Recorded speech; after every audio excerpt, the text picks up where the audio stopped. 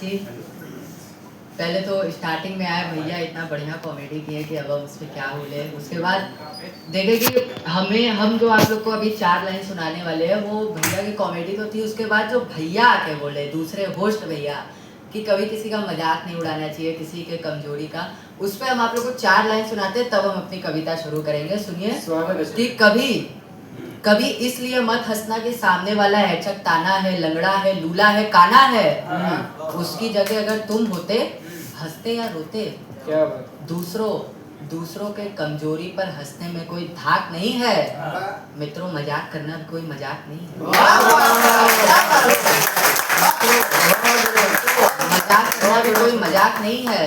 जो हंसते हैं उनके मुंह, पेट, पाचन तंत्र की मशक्कत हो जाती है, और जो नहीं हंसते उन्हें कब्ज की दिक्कत हो जाती है। ये तो हो गया मस्ती मजाक। अब हम आप लोग को जो कविता सुनाने आए हैं इसको बिल्कुल आप लोग शांति से अच्छे से बैठ के सुनिएगा, और कोई भी बीच में इस कविता को मिस मत कीजिएगा, क्योंकि ये स्टोरी है थोड़ी सी लंबी है, सिर्फ 5-6 मिनट की, ज़्यादा नहीं। पर अगर आप लोग थोड़ा सा भी मिस करेंगे तो फिर पूरा मिस हो जाएगा। और जो लोग बात भी कर रहे हैं वो लोग भी मत बात कीजिएगा, क्योंकि फिर दूसरा मिस हो जाएगा, फिर क्या मतलब। तो बिल्कुल ध्यान से सुनिए। ये कविता लिखी है अशोक चक्रधर जी ने 1979 में। सिर्फ थोड़ी सी इसकी भूमिका समझ लीजिए कि 1979 में गवर्नमेंट ने एक स्कीम निकाली थी IRDP का लोन। उसमें छोटे गरीब किसान लोग को लोन दिया जाता था, उस पर सब्सिडी भी दी जाती थी। लेकिन इसको 1998 में बंद कर दिया गया, लगभग 20 साल में, क्योंकि इसके बीच में कई सारे करप्शन हुए थे, बहुत कुछ हुआ था। तो उसमें से जो एक मुख्य भ्रष्टाचार का कारण था उसके बारे में हम बता रहे हैं। ये कविता जब लिखी गई थी इसका बहुत इम्पैक्ट पड़ा था, जो कि आज के समय में वो खत्म होता जा रहा है, लेकिन वो समस्या नहीं खत्म हुई। उसके बारे में भी हम लास्ट में बताएंगे। और इस कविता की एक छोटी सी पीक डिटेलिंग है कि ये कविता जिस शब्द से शुरू होती है उसी शब्द पे खत्म होती है। आप लोग बिल्कुल ध्यान से सुनिए कि घास काट कर नहर के पास कुछ उदास उदास सा चला जा रहा था गरीबदास। तभी क्या हुआ नायास कि सामने दिखाई दिए 2 मुस्टंडे, जो अमीरों के लिए तो शरीफ थे पर गरीबों के लिए गुंडे। उनके हाथ में तेल पिए हुए डंडे थे और खोपड़ियों में हजारों हथकंडे थे। पास आकर बोले, गरीबदास सुन, अच्छा मुहूर्त है, अच्छा सगुन। हम तेरे दलिद्दर मिटाएंगे और तुझे गरीबी की रेखा से ऊपर उठाएंगे। गरीबदास बेचारा मन ही मन बेचारा, इन्होंने कितनी गांव की लड़कियों को उठा दिया, कितने लोग जिंदगी से उठा दिए, आज मुझे उठाने वाले हैं, अब तो भगवान ही रखवाले हैं।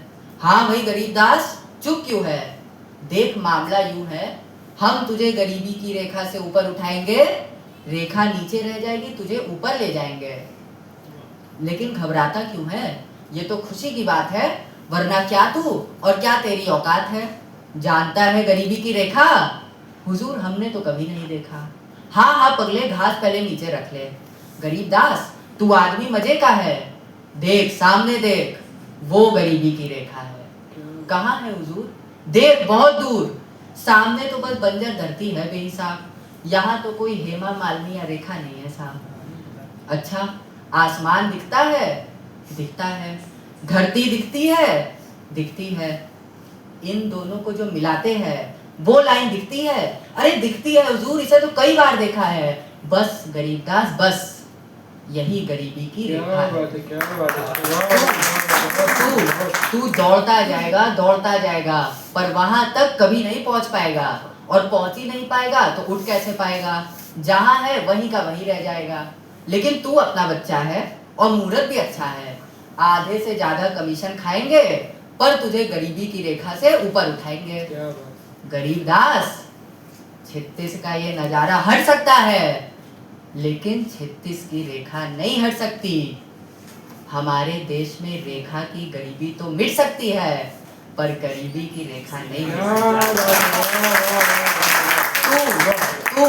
तू आज भी इस बात से आंखें नीचे है कि रेखा तेरे ऊपर, तू उसके नीचे है। हम इसी का उल्टा कर देंगे, तुझे ऊपर और रेखा को तेरे नीचे कर देंगे। पर हुजूर करना क्या होगा? बताते हैं, अब असली मुद्दे पर आते हैं। पहले ये बता, कहाँ ले जा रहा था ये घास? हुजूर एक भैंस है हमारे पास, तेरे खुद की कमाई की है, नहीं हुजूर, जोरू के भाई की है।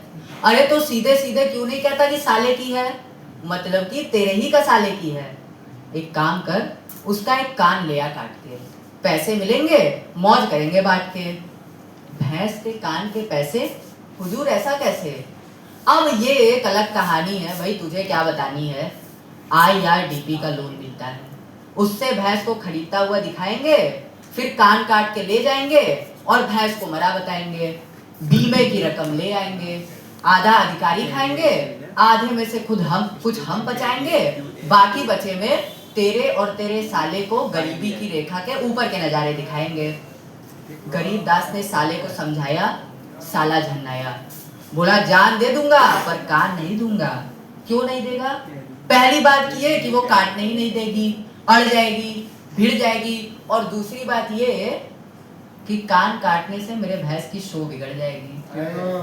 अच्छा, तो शो के चक्कर में कान नहीं देगा तो क्या अपनी भैंस को ब्यूटी कंपटीशन में जापान भेजेगा?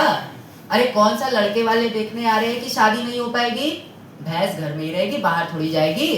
और कौन सी कुंवारी है तेरी भैंस की मरा ही जा रहा है, कान मांगा है, मकान थोड़ी मांगा है कि घबरा रहा है।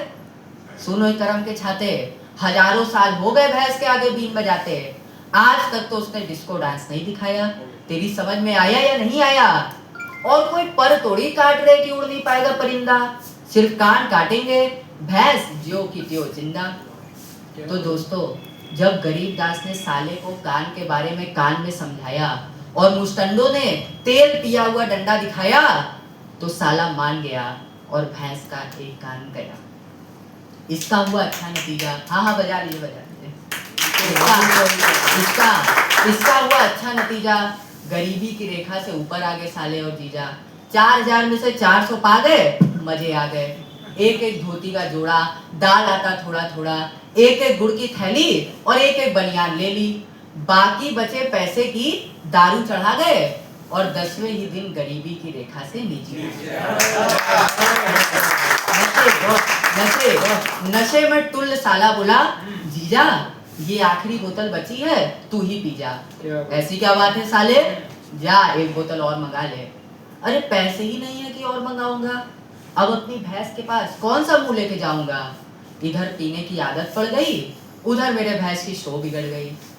लेकिन जीजा, अब मुझे लगता है कि मेरी भैंस के चेहरे पर रौनक तभी आएगी जब वो अपना दूसरा कान भी करवाएगी। तो दोस्तों, दूसरे कान से और 4000 आए, लेकिन इस बार मुस्टंडों ने इनके हाथ में सिर्फ 200 ही टिकाए। 200 ने 5 दिन तक गरीबी की रेखा के ऊपर के नजारे दिखाए और 6वें ही दिन रेखा की तनेटी में आए। अब कविता अंत पे आ रही है कि कुछ दिन और खिसका, कुछ दिन और खिसका, साले को लग चुका था चस्का। एक दिन गुंडों के पास आया, रोया गिड़गिड़ाया, बोला हुजूर संकट मिटा दो, एक बार फिर से गरीबी की रेखा से ऊपर उठा दो। गरीब दास के साले अपनी खैर मना ले, तेरे भैंस के तो सिर्फ 2 ही कान थे, हम तो उन्हीं के कदरदान थे, उनका तो मिल चुका मुआवजा, अब कुछ नहीं रखा, भाग जा। हुजूर खाली हाथ नहीं आया हूँ, 2 कान और लाया हूँ। अरे लाया है तो संकट मिटा देंगे, एक बार फिर से गरीबी की रेखा से ऊपर उठा देंगे। साले ने कान पर से कपड़े हटाए, साले ने कान पर से कपड़े हटाए, देखते ही मुस्टंडे सकते में आए। देखते ही परेशान थे, क्योंकि ये भैंस के नहीं इंसान के कान। गुंडे ने पान पीका और जोर से चीखा, अरे ये किस पाजी के हैं? साला बोला जीजा जी के हैं। अब कहने को क्या रहा, आज के समय में हर कोई कहीं न कहीं किसी न किसी के कान काट रहा है, नरभक्षी हो गया, एक दूसरे का लहू चाट रहा है। पर गरीब दास के साले, तूने तो अपने जीजा के ही काट डाले। पशुओं के कान की कीमत है, इंसानों के नहीं, भाग जा वरना गाड़ दूंगा यहीं।